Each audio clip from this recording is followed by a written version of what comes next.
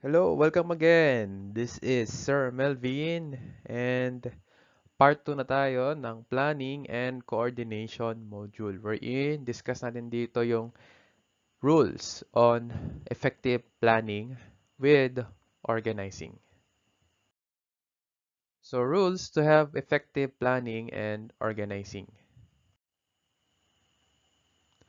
I meant to get it but I ran out of time.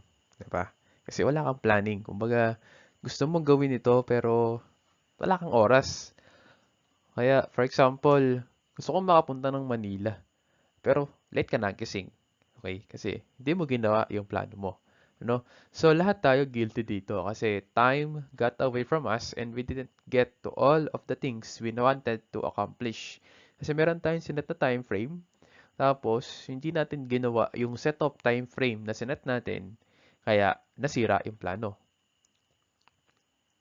So remember Elon Musk? Si Elon Musk, siya yung CEO of SpaceX and Tesla Incorporated. So this is an aerospace travel company. So sila yung nag-sponsor, for example, meron tayong space launch sa NASA, para mga ganon. Okay? Big time. Okay? So his goal setting was a soft skill that we highlight. However, his organization and planning is what helped him to become so successful. So yung company niya, SpaceX. Follow these 6 rules to be more effective at planning and organizing. And these simple rules can make your life a whole lot easier and far more successful than you ever thought possible. Let us know why they work for you. First, rule 1, prioritizing. Even though you can't do everything at once, prioritizing helps you figure out which tasks are the most important and which tasks can wait. So, prioritize. Isipin mo, alin ba yung dapat inuuna mo? If you know how to prioritize, you'll be able to break up your work into smaller pieces. Then you can focus on each task one at a time, starting with the most important. So, kung marami kang gagawin, create a list of everything you have to do. Then arrange the list in order of most important. Start tackling the things you need on your list in the order you created. So for example, balik tayo dun sa simpleng paalam natin na pumunta tayo ng Manila. Ano ba yung kauna-unahan mo dapat gawin? Mag-i-impake ka ba muna? Mamimili ka ba muna ng kailangan mo? O pupunta ka muna sa barangay o sa munisipyo, kuha ka ng travel pass? Alin yung priority? Okay, so that is rule 1, prioritizing. Rule number 2, time management. Okay, so time. Yan kasi ang kalaban ng plano, ng planning, time. There is no way to increase the time, but you can find ways to better use your time or to magnify the time or to maximize the time. Pero hindi may increase your time. Mama-maximize mo lang siya. And time management is making sure your actions help you finish the things you have to do.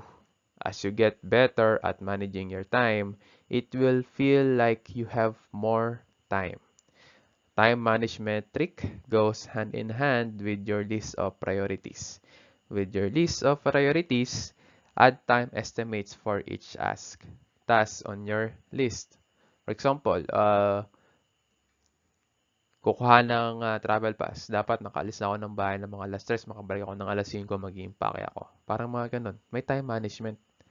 Does your time estimates add up for way more time than you actually have? Prioritize. Baguhin mo yung listahan mo. What can be moved or shrunk? Being as honest as possible will help you plan a more successful day. So, time management. Next, rule number 3, coordinating resources. Every project and assignment requires the use of some type of resource. A resource is something you need to complete a task. When most people think about resources, they think about money. But resources don't always have to be in the form of money. Sometimes project will require human resources or workers. Other projects might require the resources of space or time. So that's why we have rule number 2, time management. So yung number one resources mo, time. Kasi pag naubos na yung time, wala ka ng resources. Wala ka ng time para gawin yung plano. Larger projects may require many different kinds of resources. When working on a project or task, break the project into different smaller sections. What resources do you need? Consider people or materials you need to complete the project.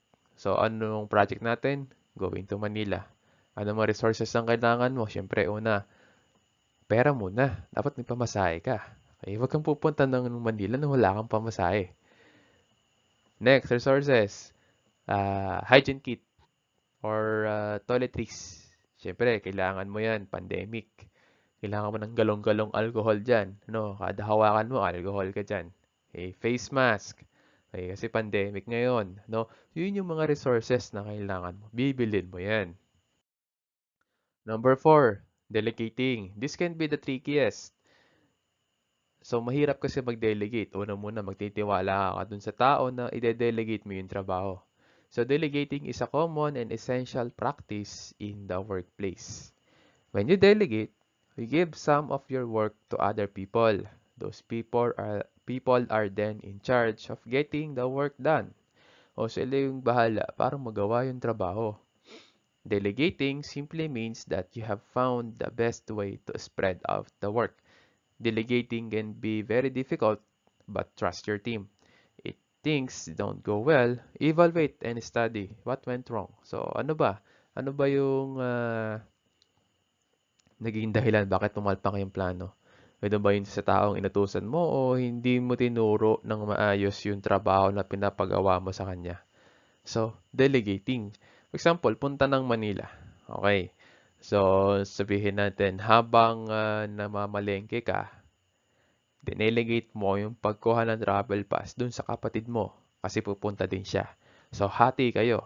So, pwedeng ipapabili niya sa palengke, bilhin mo na rin. May listahan siya na ipapabili. So, sabay kayong gagawa.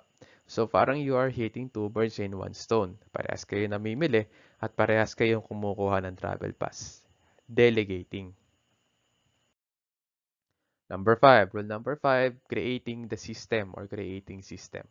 When the machine is working correctly, the work gets done automatically. Of course, the machine repeats the process over and over again with very few errors or mistakes. Although, hindi naman makina yung tao.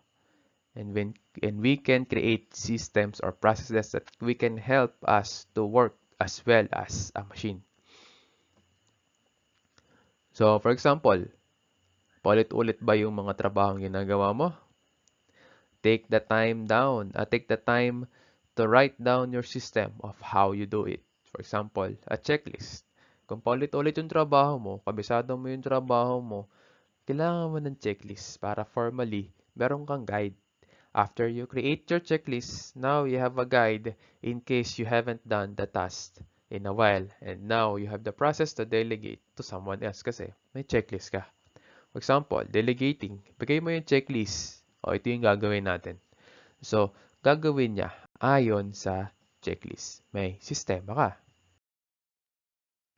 Rule number 6, planning ahead. Okay, so advance planning ka. Kumbaga, for example, pupunta ka ng Manila on a Saturday. Okay? So, hindi ka Biyernes magpaplano. Magpaplano ka na Lunes para day by day, merong progress yung planning mo.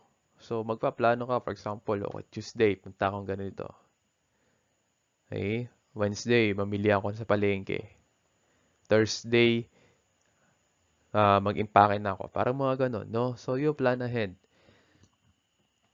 Being a successful planner and organizer has a lot to do with your ability to plan ahead. Usually, the more time you have to plan something, the more successful you will be. Sometimes you will have no control over the amount of time you have to complete a project. An unexpected project might come up and your manager will ask you to take care of it. In these cases, all you can do is make the best use of the time you have. With the exception of these unexpected projects, try to plan ahead as much as possible. When you plan ahead, these unexpected projects will be more manageable. So, syempre, hindi lang basta planning. Organize mo rin. Organize your tasks, organize your vision, organize your agenda, organize your priority. And organizing is the function of management that involves developing an organizational structure and allocating human resources to ensure the accomplishment of objectives. The structure of the organization is the framework within which effort is coordinated. The structure is usually represented by an organizational chart, which provides a graphic representation of the chain of command within an organization. Decisions made about the structure of an organization are generally referred to as organizational design decisions. Organizing also involves the design of individual jobs within the organization. So, for example, sa organizational chart, nandiyan yung degree ng trabaho mo. Ikaw ba ay manager, ikaw ba ay visor, ikaw ba ay middleman, ikaw ba ay utility, para mga ganon. No? So parang sa barko, ikaw ba ay management level officer, ikaw ba ay support level officer, ikaw ba ay rather operational level officer, ikaw ba ay support personnel, para mga ganon. No?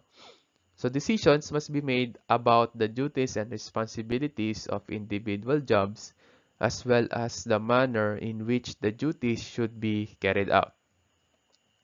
Decisions made about the nature of jobs within the organization are generally called job design or job description. Organizing at the level of organization involves deciding how best to departmentalize or cluster jobs into departments to coordinate effort effectively. There are many different ways to departmentalize, including organizing by function. For example, deck, engine, departmentalize. Including organizing by function, product, geography, or customer. Many larger organizations use multiple methods of departmentalization. For example, sa barko, 2 or 3 departments lang tayo. We have deck department, engine department, catering department. So, organizing as per function, as per specification ng trabaho, and as per the expertise of the job. That is organizing. And organizing at the level of particular job involves how best to design individual jobs to most effectively as used in human resources. Traditionally, job design was based on the principles of division of labor and specialization, which assumed that the more narrow the job content, the more proficient the individual performing the job could become. However, experience has shown that it is possible for jobs to become too narrow and specialized. For example, ano ba yung mga specialized jobs? Welding job. Saan ka nagpe-welding? Open deck or machinery spaces? So, machinery spaces, siyempre, engine department na yan. Engine fitter. Kung deck naman or open deck, we have the deck fitter. Bahala dyan. So, nandoon sa organizing ng trabaho. Next, leading or papangunahan mo yung trabaho. Leading involves the social and informal sources of influence that you use to inspire action taken by others. If managers are effective leaders, their subordinates will be enthusiastic about exerting effort to attain organizational objectives. The behavioral sciences have made many contributions to understanding this function of management. So, leading. O, papangunahan mo yung trabaho. So, gawain mo yan bilang opisyal. Pangunahan mo yung trabaho. For example, okay, mag-arrange tayo ng mga, ng mga cargo gears. Kung baguhan yung kausap mo, papakita mo sa kanya, step by steps, how to arrange the cargo gears. Paano ba ito gamitin? Okay, papaliwanag mo sa kanya. At kapag naipakita mo sa kanya ng maayos, magagawa niya ng maayos. So that is leading the job. And controlling the job. Control mo yung trabaho. Controlling involves ensuring that performance does not deviate from standards. Controlling consists of three steps. First, establishing performance standards. Second, comparing actual performance against the standards. And third, correcting or taking corrective action when necessary. So performance standards are often seen on how the staff do the job and finish the job result. The measurement of performance can be done in several ways depending on the performance standards, including financial statement, sales report, or production result, customer satisfaction, formal performance appraisal. Managers at all levels engage in the managerial function of controlling to some degree. So, sa atin, sa barko, masasabi natin maganda yung trabaho or maganda yung result yung before and after. For example, before, makalawang. After, wala nang kalawang, pinturado pa. So, yun yung result. Okay? So, visual yung result and makikita mo agad or makikita mo agad yung result ng trabaho. Not in a report or not in a, sabi nating performance ba, but ano ba yung itsura ng trabaho. So, that is how you control the job. The managerial function of controlling should not be confused with control in the behavioral or manipulative sense. So, hindi yung control, parang nagkakontrol ka ng puppet. Hindi yun. So, kinokontrol mo yung conduct ng trabaho. This function does not imply that managers should attempt to control or manipulate the personalities, values, attitudes, or emotions of their subordinates. Hindi yun. Okay. Instead, this function of management concerns the manager's role in taking necessary actions to ensure that the work-related activities of subordinates are consistent with and contributing towards the accomplishment of organizational and departmental objectives. Effective controlling requires the existence of plans. Since planning provides the necessary performance standards or objectives, controlling also requires a clear understanding of where responsibility for deviations from standards lies. Okay, for example, nag-set ka ng standard, dapat ito lang yung pipinturahan mo. Nakita mo kailangan pinturahan yung isang bagay o yung isang part. So, nag-deviate ka sa plano, pero nakaganda naman sa trabaho. Okay. So, yun yung controlling on that sides. So, there are two traditional control techniques. One is budget and another is performance audit. An audit involves an examination and verification of records and supporting documents. So, nakikita mo, ano ba yung supporting documents sa pagpaplano mo? Dapat meron kang paperwork. Okay? And a budget audit, yung, kumbaga, na-control mo yung budget. For example, binigyan kita ng $1,000. Tapos, meron tayong nabili na nakain sa plano, pero in the end, nakasave ka ng, for example, $200 na dapat makakonsume mo yung buong $1,000 sa spare parts na bibilin mo. Pero nakatipid ka ng $200. Parang ganon, no? So, nasa budget. Na-control mo yung budget due to good planning.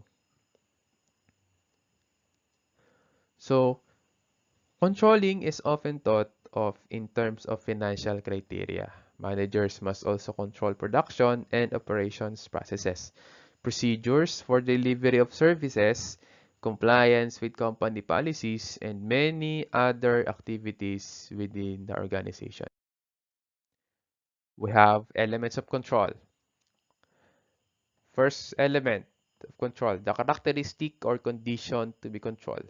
Okay, so we select a specific characteristic because of correlation exists between it and how the system is performing.